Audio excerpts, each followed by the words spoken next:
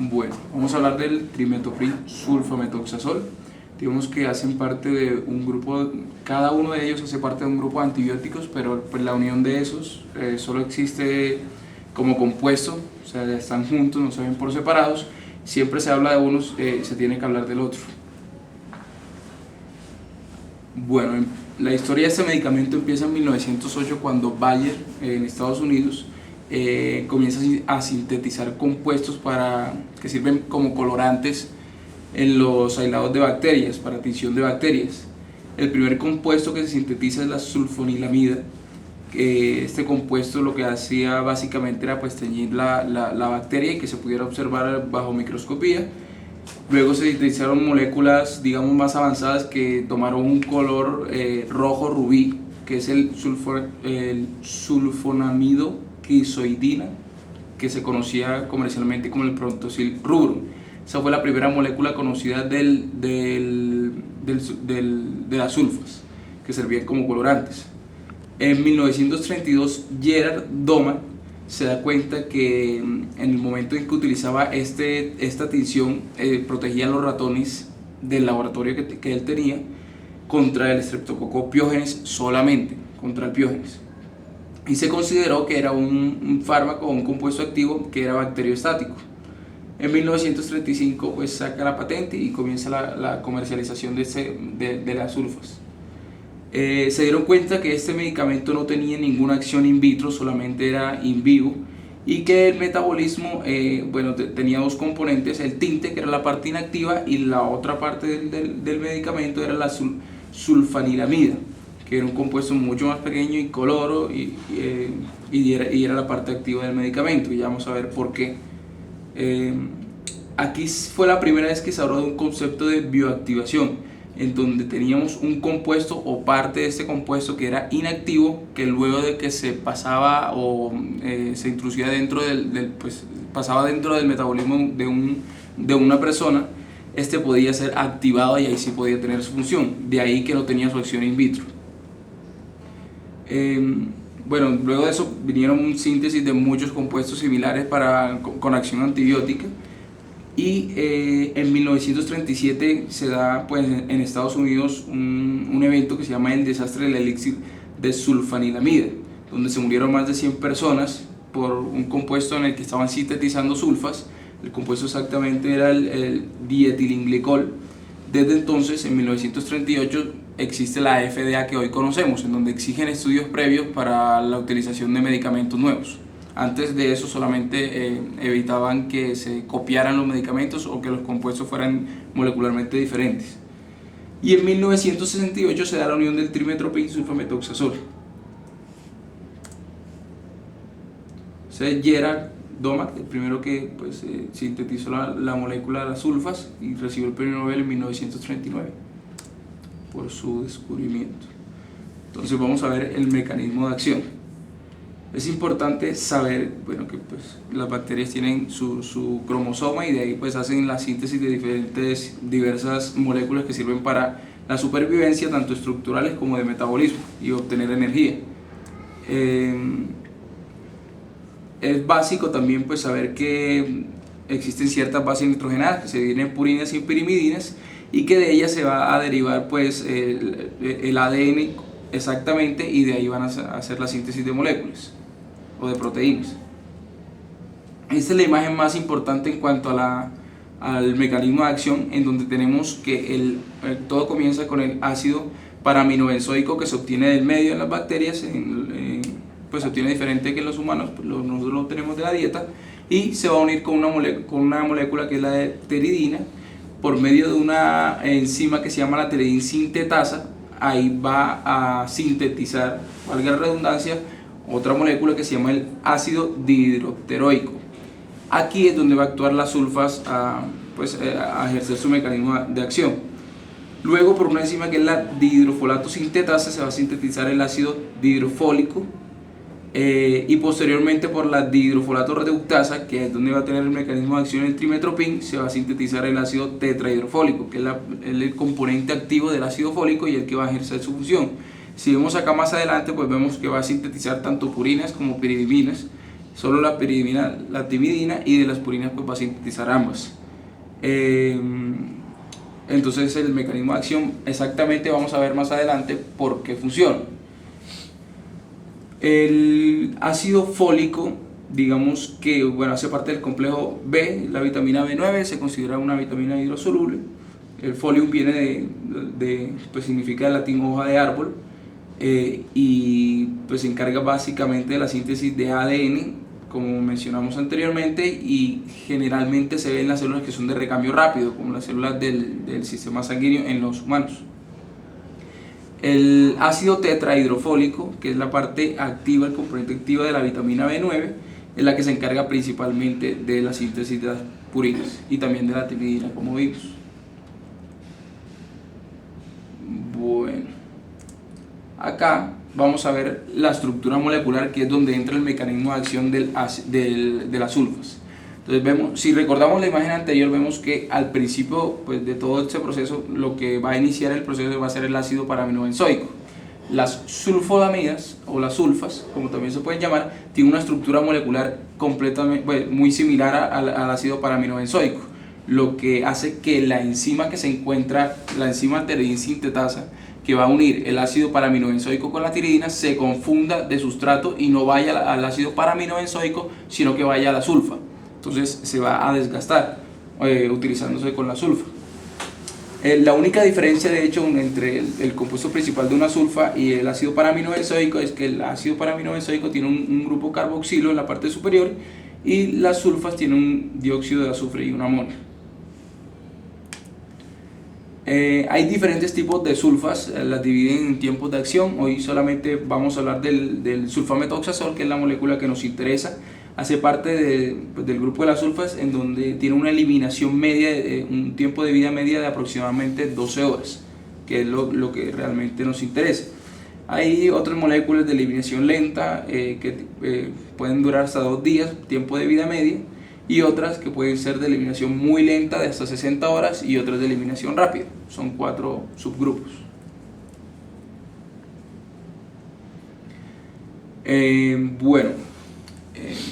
Nosotros pues también necesitamos del ácido fólico, o más bien del ácido tetrahidrofolato, para la síntesis de purinas, para nuestro metabolismo.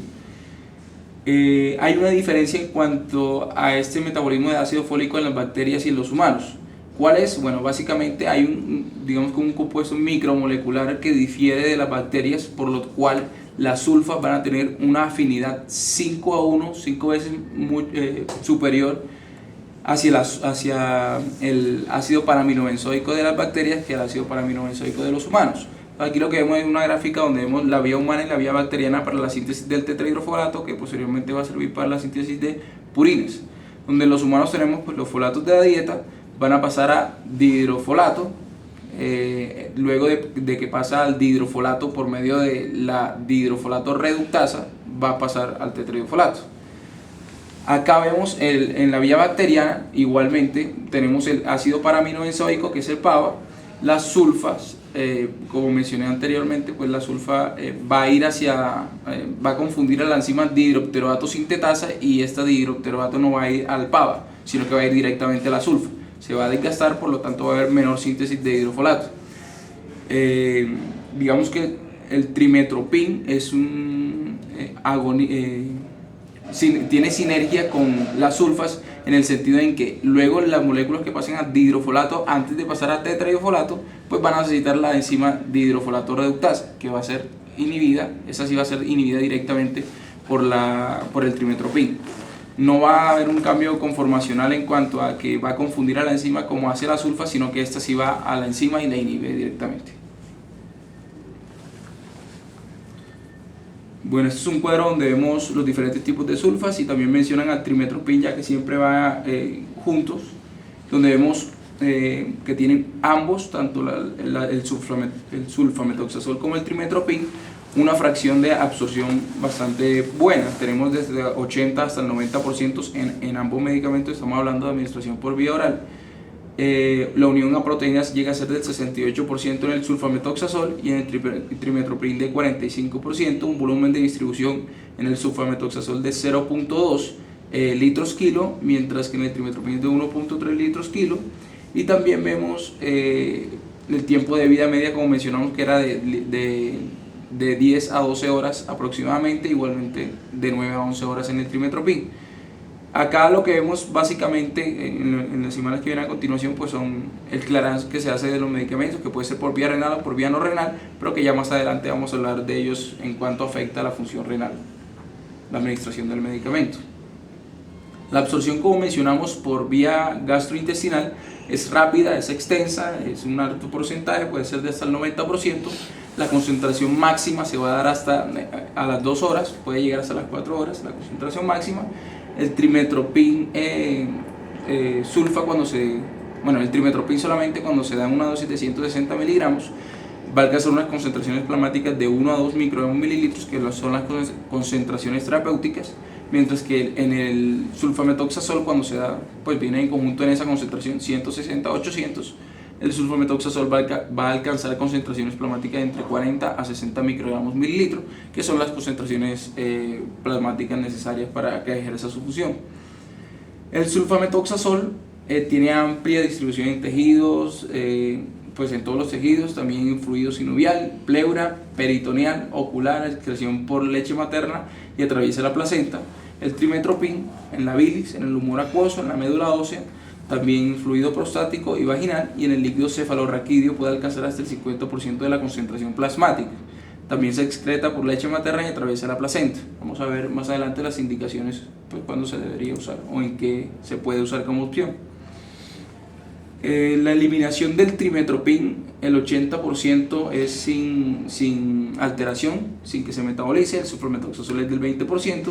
Tiene muy poca secreción tubular. El sulfametoxazol, el trimestopin se alcanza a tener, tanto que hace pues una interacción con el metotrexate por mecanismo de acción también. Y el sulfametoxazol no se reabsorbe. Las sulfas se metabolizan por acetilación. Lo que no se metabolice por acetilación va a aumentar las concentraciones de las sulfas y se va a metabolizar por vía hepática. Eso quiere decir que los acetiladores lentos van a tener mayor metabolismo del fármaco, no por acetilación, sino por el CYP450. En insuficiencia renal mencionaban que el tiempo de vida media puede variar hasta de 50 horas, puede llegar para ambos. Entonces, pues, como tenerlo en cuenta en falla renal, más que todo mencionaban cuando la depuración de creatinina está por debajo de 30. La presentación del trimestopin sulfa pues viene en tabletas por vía oral, para administración por vía oral, de 80 de trimestopin, 400 miligramos para el sulfametoxazol, o el doble, 160 de trimestopin y 800 miligramos para el sulfametoxazol. La dosis que se va a administrar es de una tableta de 160 a 800 o dos tabletas de 80 a 400 cada 12 horas por 7 a 10 días. Ya vamos a ver las indicaciones en cuándo se debería administrar, en qué patologías. La administración, mencionaban también que hay una disponibilidad IV. La administración es exactamente la misma, que se da la misma concentración por vía oral de 160. Sí, pero nosotros tenemos disponibles 80 a 400. Ok. ¿En ampollas también? Sí, en ampollas. O sea, se aplicarían 2 ampollas. Depende de la dosis, porque la dosis habitual es de 10 miligramos por kilo de trimestopin sulfa. Entonces eso nos da casi 2 ampollas cada 6 a 8 horas. ¿Listo? Cuando viene de 80 miligramos. Ok. 80 a 400. 80 de trimestopin, 400 de sulfametoxazol. Pero la dosis es de trimestopin, 10 miligramos por kilo. Listo. Bueno, mencionaban que ese compuesto, el trimestopin sulfametoxazol, puede llegar a inactivarse, precipitarse o perder su función luego de que se diluye en alguna solución, y que debería pasarse cuando se administra por vía IV en 250 o hasta en la mitad, en 150 o 125 cc de dextrosa al 5%, y que debería pasarse entre 1 hora y 1 hora y media, porque posteriormente pues va a haber inestabilidad del compuesto. Bueno, hay unos mecanismos de resistencia de las bacterias hacia estos fármacos. En el trimestopin vamos a ver que bueno, hay unos genes que se llaman, para las sulfas, hay unos genes que se llaman SUL1 y SUL2, aquí nos mencionan otro que es el SUL3, igualmente tienen la misma función, que es alterar ese sustrato que es el ácido paraminobenzoico. Lo alteran, pueden aumentar la producción. Bueno, más adelante vamos a hablar de esos 3 mecanismos de acción. Aumenta la producción de ácido paraminobenzoico de tal forma que aumente el sustrato. Pueden alterar molecularmente a la enzima para que no sea inhibida o para que ésta no ejerza su función sobre la sulfa y pueda así pues tener un metabolismo normal del ácido fólico. Y en el trimetropin también hay un gen que se llama el DFR, que se va a encargar solamente de un cambio en la estructura molecular de la enzima, en este caso pues de la de hidrofolato reductasa. En las sulfas entonces vemos que hay mutaciones, también pues plásmidos, que es el principal componente de resistencia para las sulfas, donde los genes que mencionamos, SUL1, SUL2, SUL3, y lo que van a hacer es que la enzima, la tiredina sintetasa que mencionamos en el cuadro, esta que se encuentra acá, va a hacer un cambio estructural, por lo tanto, bueno, va a diferir de su función y no va a actuar sobre la sulfa, sino que va a actuar directamente como debería actuar sobre el ácido paraminobenzoico. Por otra parte, va a haber un aumento de la producción de ácido paraminobenzoico, por lo tanto va a aumentar el sustrato. Por más sulfas que le demos, pues el sustrato va a seguir, digamos que en mayor cantidad, y podría sintetizar posteriormente pues el ácido tetrahidrofolato. Y también pueden ejercer vías metabólicas alternas, es decir, pueden sintetizar ácido dihidropteroico por otra vía diferente al uso de una tiredina sintetasa. Aquí mencionamos una flecha que iba directamente hacia un compuesto X, que iba directamente hacia el ácido dihidropteroico.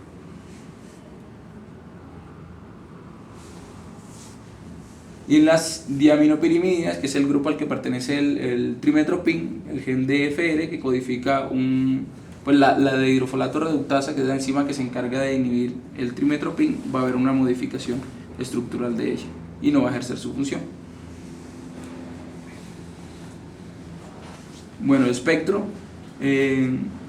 Las sulfas mencionaban que tienen un espectro contra bacterias gram positivas, mencionaban el estreptococo, estafilococo, neumococo, gram negativos también con actinomyces, nocardia, histoplasma, bacillus anthracis, también el clostridium, neisseria, haemophilus y la bordetella pertussis, también legionella pneumófila, también yersinia pestis y las especies de brucera, también contra protozoarios como Plasmodium malariae y el Toxoplasma gondii. En cuanto al trimetropin, mencionaban exactamente el mismo espectro, pero agregándole al género de Yersinia, Vibrio, también la E. coli, Klebsiella, Salmonella, Shigella y Proteus. Ahora, esto es pues como la teoría que se tiene a los que podrían ejercer función. ¿Cuándo se usa el trimetropin sulfa? Entonces, cuando tenemos, si recordamos el esquema de manejo, lectura interpretada antibiograma para un Staphylococcus aureus, vemos que lo primero que tenemos que ver son el cefoxitin. Si el cefoxitin pues, es resistente, pues se considera que es meticilino resistente, y por lo tanto el siguiente paso va a ser determinar si es adquirido en la comunidad o adquirido en el hospital. Para eso vamos a ver la sensibilidad que tenga a la claritromicina y la eritromicina, pero también vamos a ver cuál es la sensibilidad que tiene al trimetropin sulfametoxazol, porque siempre va a ser una opción en estos casos en cuanto al estafilococo aureus meticilino resistente. Bueno, es una opción.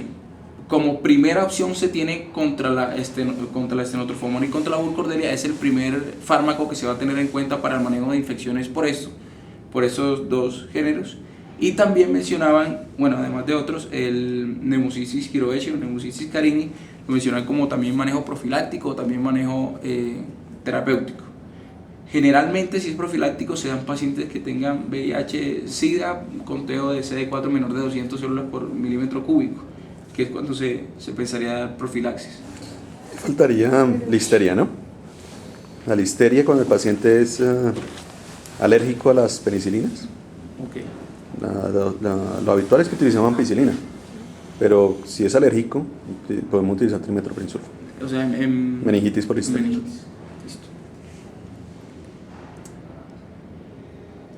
Bueno, interacciones.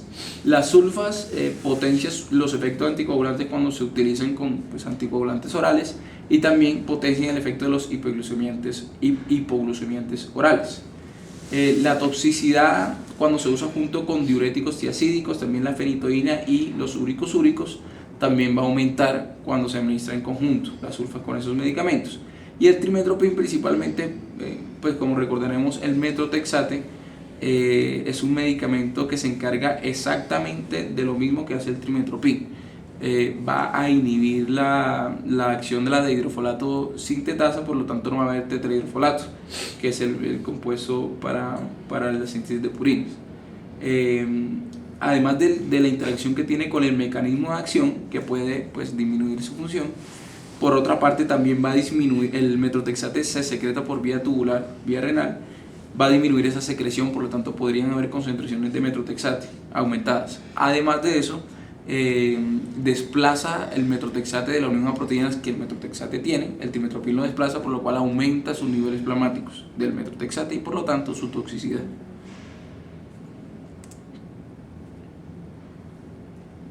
Las reacciones adversas más comúnmente que se ven en este medicamento, bueno, pues aquí las dividí en cuanto a sulfas y trimestoprim, pero en realidad, pues, como se dan en conjunto, es difícil determinar cuál genera cuál.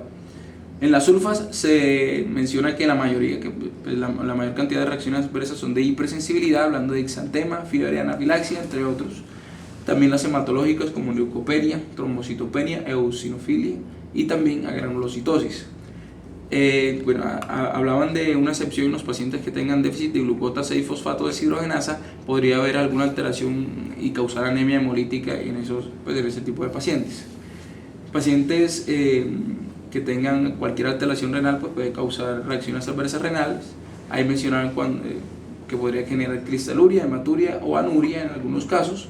Neurotoxicidad, que se manifestaba como cefaleas, mareos y depresión, pero que el trimestoprim se encargaba mucho más de hacer esa neurotoxicidad. Y la hepatotoxicidad mencionaba una hiperbilirrubinemia que era transitoria y tener mucho cuidado en los niños, porque podría, pues, en los neonatos más bien, causar kernípteros, que se acumule la bilirrubina o que altere el sistema nervioso central. No se recomienda administrar durante el embarazo y la lactancia, como vimos en la farmacocinética, tiene alta excreción por leche materna, y también atraviesa la placenta, ni en neonatos por el riesgo a kerníptero, ni en los lactantes por esa misma razón. En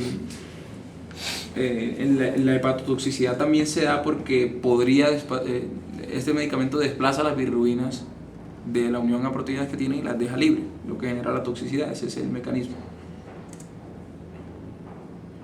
El trimestoprim generalmente son dermatológicas, más no de hipersensibilidad. Entonces esto es muy importante tener en cuenta porque podría generar, pues, la dermatitis exfoliativa, tener en cuenta el síndrome de Stevens-Johnson, que es, pues, bastante mortal, y necrosis epidérmica tóxica. También gastrointestinales es el que se encarga de generar el trimestoprim, más no el sulfamethoxazol, como epigastralgia, náuseas y vómitos. Hematológicos, comparado con el sulfamethoxazol, son similares: trombocitopenia, leucopenia, anemia hemolítica. Principalmente si el paciente que ya estamos viendo viene con déficit de folatos, es decir, de nutrición, alcoholismo, o también si viene recibiendo metrotexate. Puede haber también aumento de las enzimas hepáticas por el trimestoprim, por la misma razón, bilirrubinas, y también la creatinina podría aumentar. Y la neurotoxicidad, que en este caso, además de manifestarse con cefaleas, se manifiesta con depresión y hasta puede llegar a tener alucinaciones relacionadas. Y más, pues, teniendo en cuenta que se administra siempre en conjunto con las sulfas. Bueno, hay unos esquemas de desensibilización. Esencialmente los efectos secundarios más importantes que hay que siempre tener en cuenta. 1. Depresión medular ósea. ¿Sí? Depresión de la médula ósea.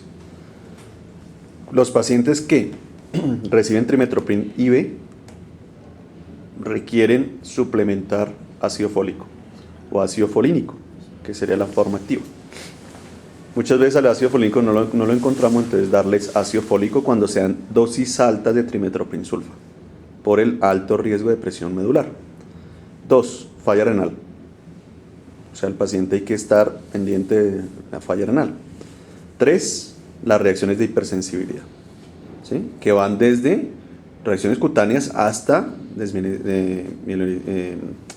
necrosis epidérmica tóxica, ¿sí? Y Steven Johnson, con mortalidad importante. Entonces, hay pacientes que requieren tomar trimethoprim por mucho tiempo, por ejemplo, los pacientes con VIH, neumocistis girovechi, etcétera, etcétera.